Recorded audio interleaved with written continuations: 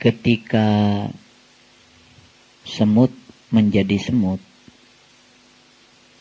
ketika burung menjadi burung, ketika ikan menjadi ikan, ketika mereka memerankan peran yang Allah amanatkan kepada mereka secara baik, maka kita akan menyaksikan di situ ada kemuliaan Allah yang nampak.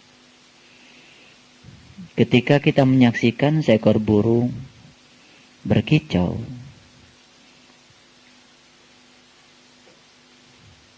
dengan penuh riang dan gembira, ternyata kicauan burung itu juga berpengaruh kepada kita. Lalu kita merasakan keindahan yang luar biasa. Ketika kita merasakan keindahan dari kicauan burung, ternyata kita langsung tersadar bukan kepada burung, tapi kita tersadar kepada yang telah menciptakan burung. Ketika kita tersadar kepada yang menciptakan burung, berarti saat itu sesungguhnya Allah telah berhasil menciptakan burung untuk mewujudkan kemuliaannya. Jadi burung saat itu sedang digunakan untuk mewujudkan kemuliaannya. Karena Allah ingin agar dirinya dikenali sebagai Tuhan yang maha indah, Tuhan yang maha mulia. Lalu keindahannya itu beliau tampakkan, salah satunya di burung tadi. Kapan burung itu bisa menampakkan kemuliaan Allah? Ketika burung sedang memerankan diri sebagai burung. Ketika dia menjadi burung. Ketika semut menjadi semut, ketika lebah menjadi lebah, saat itulah kemuliaan Allah akan nampak. Demikian juga kemuliaan Allah yang ada pada diri manusia. Jadi kemuliaan Allah itu akan nampak pada diri manusia ketika manusia menjadi manusia. Ngerti? Ya. Jadi ketika manusia menjadi manusia, disitulah kemuliaan Allah akan nampak. Kita melihat Rahman dan Rahimnya Allah. Kita melihat pengasihnya Allah. Kita melihat penyayangnya Allah. Bukan sekedar melihat, bahkan kita bisa merasakannya. Kalau begitu, apa sesungguhnya kita ada di sini? Kita ada di sini sesungguhnya untuk memerankan kemuliaan Allah. Untuk memamerkan kemuliaan Allah. Untuk menampakkan kemuliaan Allah. Sehingga kita semua itu punya tugas untuk memuliakan Allah dengan cara menampakkan kemuliaannya pada diri kita masing-masing. Jadi tugas kita adalah memuliakan Allah dengan cara menampakkan kemuliaannya pada diri kita masing-masing. Bisa dibayangkan kalau setiap manusia sudah memerankan diri sebagai manusia, memerankan kemuliaan Allah, memamerkan kemuliaan Allah pada dirinya, agar semua orang yang melihat dirinya melihat kemuliaan Allah, disitulah kita akan menyaksikan Al-Jamal, Al-Jalal, Al-Qahar. Allah nampak pada diri kita. Sehingga kita ini menjadi gambarannya Allah. Itu sebabnya di dalam Quran surat Ar-Ra'd yang pernah kita bahas pada kesempatan yang lalu, saya akan coba mengulang sedikit. Ya. Di dalam Quran surat Ar-Ra'd ayat 19 sampai ayat yang ke-22, ya. Ayat 19 sampai ayat yang ke-22 surat Ar-Ra'd, surat yang ke-13. Allah Subhanahu wa taala di situ ya menjelaskan tentang ciri-ciri orang yang telah mencapai lub. Ciri-ciri orang yang telah mencapai ya pusatnya qalbu, yang telah beririsan dengan wilayah syir. Salah satu cirinya ya di ayat yang ke-20 Allah katakan, alladzina yufuna bi ahdillahi wa la yanquduna misyak. Yaitu orang-orang yang memiliki komitmen. Ya, komitmen itu ditunjukkan dengan ya memenuhi janji dia kepada Allah dan tidak pernah merusak perjanjian. Itu salah satu yang ciri yang pertama. Ciri yang kedua, ya, walladzina yasiluna ma amarallahu bihi. Orang-orang yang suka menghubungkan apa-apa yang Allah perintahkan kepadanya supaya dihubungkan. Yasiluna. Jadi kita harus selalu menjaga hubungan. Hubungan itu ada 3. Hablum minan nafs, hubungan dengan diri pribadi kita. Hablum minan nas, hubungan dengan sesama. Dan hablum minallah, hubungan dengan Allah. Nah, orang-orang yang tidak sukses menjaga hubungan yang 3 itu, Allah katakan dalam Al-Quran, durribat alaihimudillah, maka kepadanya akan ditimpakan kesesatan. Apa hubungannya tidak membangun hubungan baik dengan kesesatan? Karena setiap kesesatan itu pasti berujung dengan neraka. Kullu bid'atin dolalah wa kullu dolalatin finnar. Ya. Jadi setiap yang dolah itu pasti neraka. Kenapa? Neraka itu terpisah dari Allah. Neraka itu tidak bisa kembali kepada Allah. Kalau neraka tidak bisa kembali kepada Allah, berarti orang yang tersesat jelas dia terjauh dari Allah. Masuk akal. Nah, orang-orang yang tidak pintar menjaga hubungan dengan dirinya, dengan sesama dan dengan Allah, maka dia akan terkena dillah. Atau akan terkena kesesatan. Kesesatan dalam menuju Tuhan. Ya, kecil-kecilan saja. Ya. Di lingkungan kecil seperti ini, kalau kita terus bisa menjaga hubungan baik kita, ya, di majelis taklim seperti ini, pastikan ada kerinduan untuk datang ke sini. Kerinduan untuk bertemu dengan sesama sahabat, kerinduan untuk mendengarkan kajian-kajian, kerinduan untuk bisa bersilaturahim. Dari kerinduan itu kan selalu ada angin baru, selalu ada energi baru, selalu ada semangat baru untuk selalu memperbaiki keadaan kita. Kemudian yang berikutnya, ciri yang ketiga, ya. Dan mereka takut kepada Tuhannya dan takut kepada hisab yang buruk. Nah, ini kalau diterjemahkan dalam bahasa yang sederhana, takut kepada Tuhan dan takut kepada hisab yang buruk itu adalah takut tidak bisa berjumpa dengan Tuhan. Ciri yang keempat, ya. Ciri yang keempat, walladzina sabaru btigo awajhi rabbihim. Yaitu orang-orang yang sabar dalam mencari wajahnya Allah. Nah, mencari wajah Allah itu ada 2.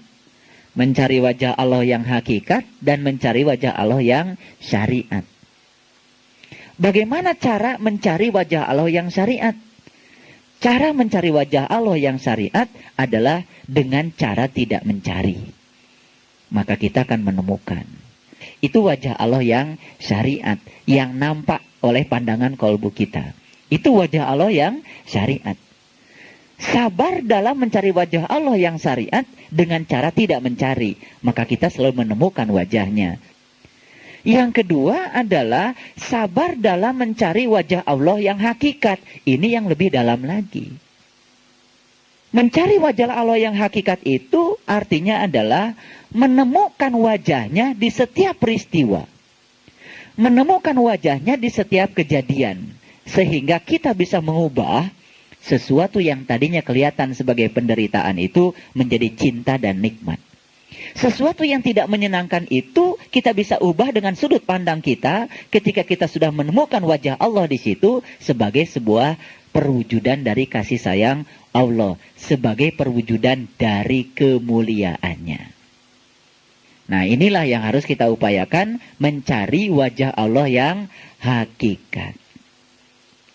Nah, orang-orang yang selalu sadar bahwa dia sedang mencari wajah Allah yang hakikat, Maka orang-orang yang seperti ini, insya Allah di dalam kehidupannya tidak akan pernah menemukan kenyamanan hidup.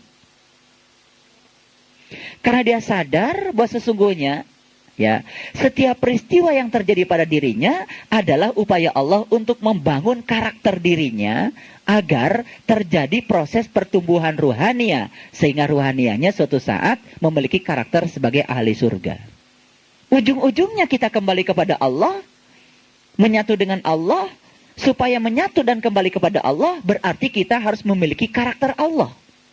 Nah, agar kita memiliki karakter Allah, maka Allah akan menguji kita dengan ketidaknyamanan untuk membangun karakter itu.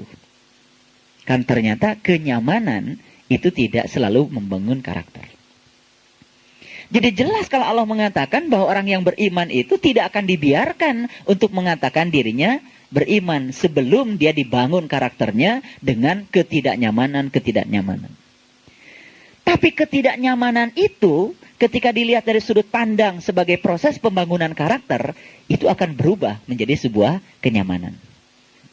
Gak pusing ya? Karena saya ini berbicara bahasa rasa. Bukan berbicara bahasa filsafat, karena saya bukan ahli filsafat.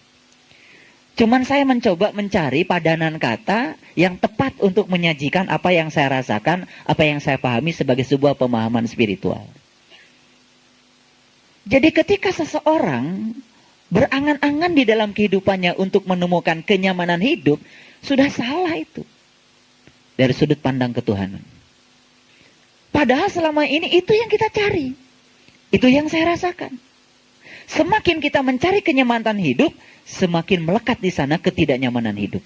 Karena proses pencarian kenyamanan itu pasti akan berujung ketidaknyamanan.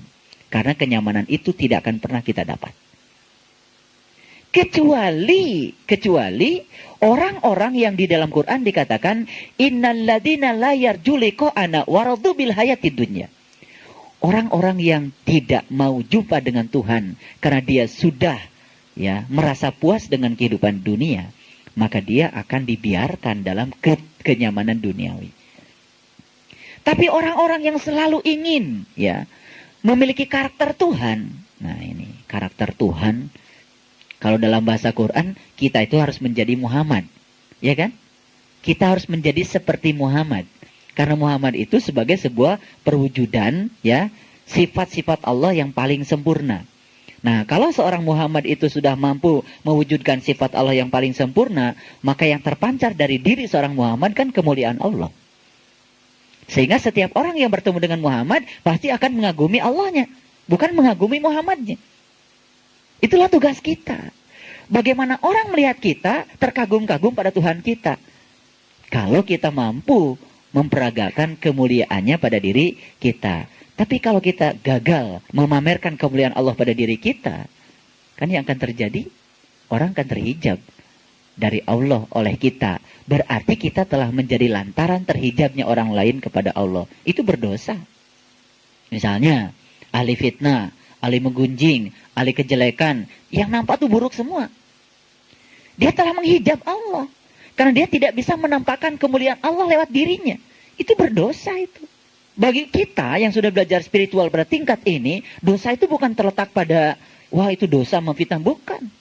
Kita sudah bisa melihat akibat-akibatnya dalam konteks sekarang. Ketika kita telah menjadi penghalang seseorang untuk sampai kepada Allah, karena kita tidak sukses memeragakan kemuliaan Allah pada diri kita, kita telah menjadi hisab itu, kita telah menjadi hijab. Dan itu kita berdosa, berarti kita gagal, ya, gagal memerankan peran Allah yang diberikan kepada kita. Jadi kita telah gagal memerankan manusia. Nah, untuk memerankan kemuliaan Allah pada diri kita, maka kita harus menjadikan kita sebagai manusia. Nah, makanya sebutan manusia di Quran kan tidak sembarangan, ya. Tidak sembarangan, ya. Sebutan manusia itu adalah untuk mereka yang sudah bisa menyatukan jiwa dan raganya untuk bisa melayani Allah. Yang bisa menyatukan jiwa dan raganya untuk memeragakan kemuliaan Allah. Makanya kan Nabi Muhammad itu terkenal dengan akhlaknya yang mulia. Akhlakul karimah itu. Nah, karena beliau sudah memeragakan kemuliaannya Allah. Nah, jadi di dalam Quran surat Ar-Ra'd itu tugas kita adalah menemukan wajah Allah yang syariat, juga menemukan wajah Allah yang hakikat. Walillahil masyriqi wal maghrib fa aina matwalu fasama wajhullah. Allah meliputi timur dan barat, kemanapun kau memalingkan wajahmu, di situ kau akan dapati Allah. Itu harus dipraktekkan. Ketika kita sholat, takbir, Allahu Akbar, kita tekun menyembah Allah yang ada pada diri kita. Tapi setelah selesai sholat, kemudian kita menyakiti orang lain, itu artinya kita tidak tekun menyembah Allah yang ada pada diri orang lain. Berarti kita belum bisa mempraktekkan bahwa Allah meliputi langit dan bumi, meliputi orang lain. Dia baru bisa mempraktekkan Allah meliputi dirinya sendiri. Ketekunan kita untuk menyembah Allah yang ada pada diri kita, itu harus diikuti dengan ketekunan menyembah Allah yang ada pada diri orang lain. Kalau semua orang sadar bahwa Allah meliputi dirinya dan meliputi orang lain, kesadaran inilah yang akan membangun cinta kasih. Kesadaran inilah yang akan membangun kasih sayang yang luar biasa, di mana kita tidak akan pernah berani mencemooh, menggunjing, merendahkan, menghina, apalagi melakukan tindakan-tindakan yang tidak terpuji, yang menyebabkan Allah menjadi tidak terlihat kemuliaannya pada diri kita. Ini persoalan penting yang harus saya bicarakan di sini, karena ini adalah menyangkut dampak dari pengajian Ma'rifatullah. Jadi Ma'rifatullah itu sebetulnya ya bukan sekedar kita menyaksikan nurnya, tapi kita pun harus tekun untuk menyembah Dia yang ada pada diri orang lain, bahkan pada tumbuhan, bahkan pada binatang, bahkan pada alam semesta ini. Sehingga kita tidak akan pernah berani melakukan tindakan-tindakan yang jahat pada semesta ini. Semua yang kita rasakan sekarang di Jakarta, di Indonesia, itu sebetulnya karena kita tidak tahu Tuhan yang ada pada diri kita, juga tidak ada tahu Tuhan yang ada pada diri orang lain. Sedikit sekali orang yang baru tahu menyembah Tuhan pada dirinya, tapi juga tidak tahu bagaimana menyembah Tuhan pada diri orang lain. Sehingga setelah kita menyembah Tuhan, tekun memejamkan mata, kemudian menyaksikan Tuhan pada diri kita, tapi kita tidak sukses untuk melihat Tuhan pada diri orang lain. Disitulah terjadi ya tindakan sewenang-wenang, karena kita tidak menyadari sepenuhnya itu. Inni Rabbi wa Rabbukum. Sesungguhnya Tuhanku ada pada diriku, juga ada pada dirimu. Jadi artinya pemahaman ini harus diimplementasikan dalam bahasa hidup sebagai perwujudan cinta kasih. Mungkin doa-doa kita pun harus diekspansi. Bukan sekedar mendoakan orang yang seagama. Kita doakan umat manusia di semesta ini semuanya. Kadang kalau saya lihat orang Hindu, orang Buddha, kalau ceramah di TV, mereka mendoakan itu nggak tanggung-tanggung. Semoga keberkahan meliputi segenap manusia dan seluruh binatang dan tumbuh-tumbuhan dan semesta ini. Gak apa-apa kita mendoakan mukminin, mukminat, muslimin, gak apa-apa. Yang penting pemahaman mukminin tidak dikaitkan dengan baju agama. Karena orang beriman bisa siapa saja, ya pakai baju apa saja. Yang penting sudah terbuka penglihatan kalbunya kepada Allah. Dan kita pun barangkali harus berguru kepada mereka bagaimana berdoa itu memiliki kapasiti yang lebih luas lagi. Ya, luar biasa. Jadi terus terang aja, setelah saya menekuni Ar-Rahman di dalam, kita ini centang perenang, tidak bersatu. Masing-masing merasa lebih hebat daripada yang lain, sehingga tidak terlihat sifat-sifat tawadhu itu. Dan akhirnya pada titik tertentu itu akan menghijab kita dalam proses berjalan untuk meningkatkan kualitas spiritual kita. Kesadaran bahwa Allah meliputi kita dan meliputi orang lain, dan kesadaran itu harus ditumbuhkan. Sehingga dengan demikian ketika kita mau apa saja melakukan apa, Allah meliputi aku dan meliputi Anda.